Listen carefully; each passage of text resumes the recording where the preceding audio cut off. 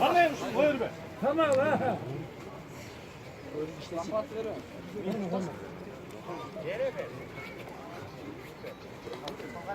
Alış.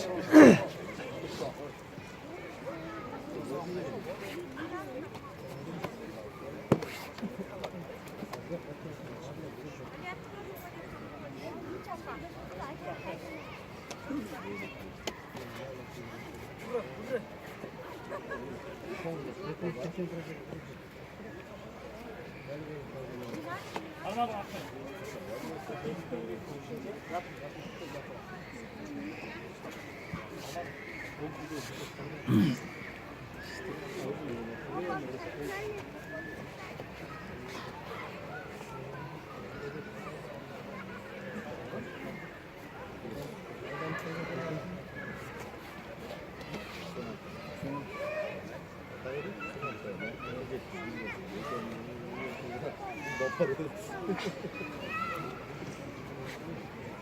Zor bir adam vardı bulan. Sıfır kadar vardı. Doğru silah aldı bana.